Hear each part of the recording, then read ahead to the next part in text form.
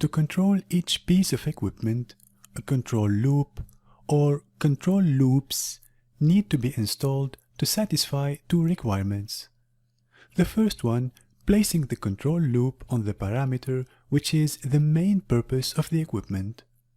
The second one is placing the control loop on other parameters or other streams parameters to bring the equipment into its operating window. Now, the result of addressing these requirements could be the requirement to install 1, 2, 3, or more control loops around the equipment. For the first requirement, placing the control loop on the parameter which is the main purpose of the equipment, this is self-explanatory. If you have a heat exchanger on your P&ID, you will find a temperature control loop on the pipe of the target stream as seen here. If you're dealing with a centrifugal pump, you will find a flow control loop. And if you have a compressor, you will find a pressure control loop, although sometimes you will find flow control. These two are interrelated. With a distillation column or a reactor, the whole purpose of the equipment is to change composition. So, on your P&ID, it is likely that you will find composition control loops, as highlighted here. Of course, all of these control loops will be discussed in detail further ahead. Now, a control loop based on this requirement brings a piece of equipment onto its intended operating point within its operating window. Recognizing the main process purpose parameter is not difficult. Take a look at the following table. It lists the most common piece of equipment and their main process parameter that needs to be controlled. For tanks and vessels, the parameter to be controlled would be level. For gas vessels, it would be pressure. For moving equipment or rotating equipments like pumps, compressors, fans, or blowers, the parameter to be controlled is the flow rate or the discharge pressure. Sometimes it is both. And finally, for heat transfer equipment like heat exchangers, furnaces, and boilers, the parameter to be controlled is the temperature of the target stream. We'll see this in details further ahead.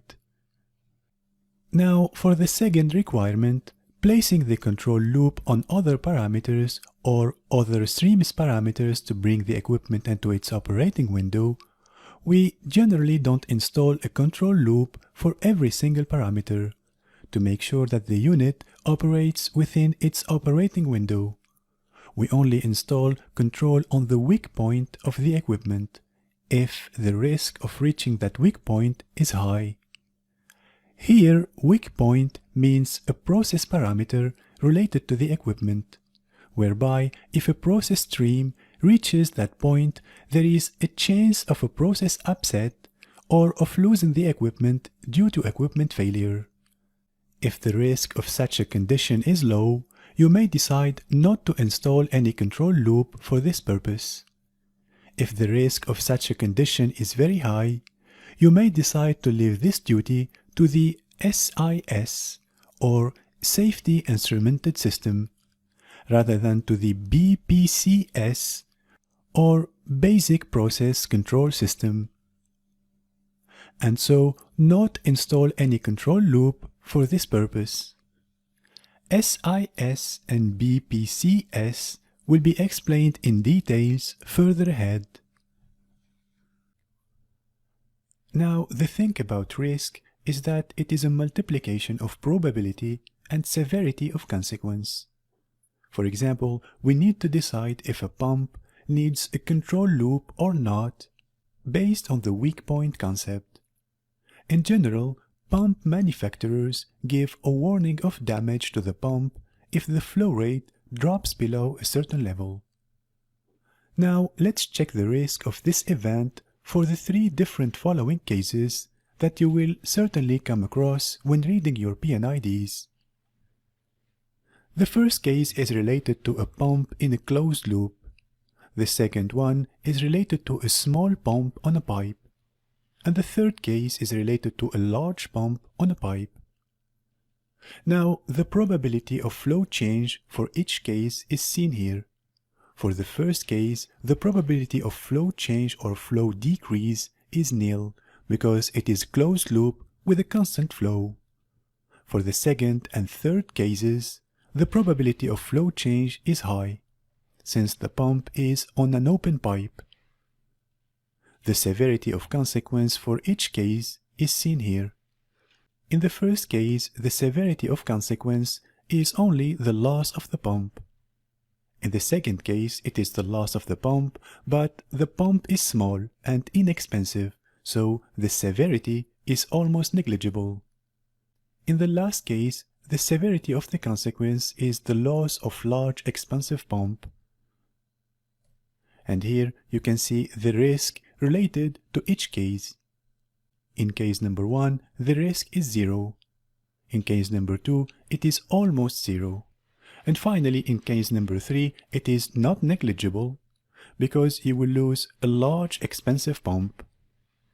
And therefore, based on the probability of flow change and the severity of consequence, we can deduce the actions for each case.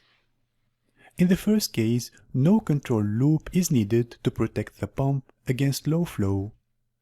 In the second case, no control loop to protect the pump against low flow because even though there is a high change of probability flow change, the severity of consequence is almost negligible. But in the third case, you will need a control loop to protect your pump against low flow because there is a high possibility or a high probability of flow change coupled with a high severity of consequence, because the risk here is that you will lose a large pump and an expensive pump. So therefore, you need to mitigate this case by installing a control loop to protect this pump. So from the 3 examples that you can see here, you can deduce that the statement that all pumps need to be protected from minimum flow by a control loop is not set in stone. And for this reason, on your P&IDs, you will see that some pumps are equipped with a control loop to protect them against flow change, while others are not equipped with a control loop. So from your P&ID, you can actually guess and identify the pumps that are critical to your process. Now, the methodology that we used here to decide whether or not we need a control loop was done for flow. Of course, this methodology can be reiterated for other process parameters, such as level, temperature, pressure, or composition. Take a look at the following table. It shows you the parameters that may need to be controlled as part of operating window. However, it should be stressed here that there is a large amount of room for judgment by the P&ID designer.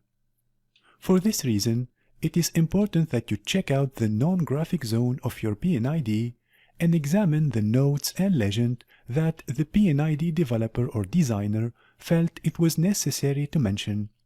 In this way, you will find, if applicable, the reasons behind the presence or not of a specific control loop. Now, the rest of this section will provide an advanced overview of the general control loops around the most common process elements.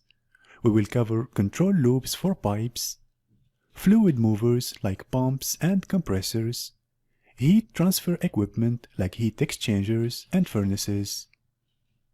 Now, you may be surprised to see pipe control in this section, since a pipe is not a piece of equipment. Even though this is the case, the different control procedures for pipes are very popular in process industries, and you cannot find a single P&ID without a pipe control loop. For this reason, you must learn how pipe control loops are represented on your P&IDs.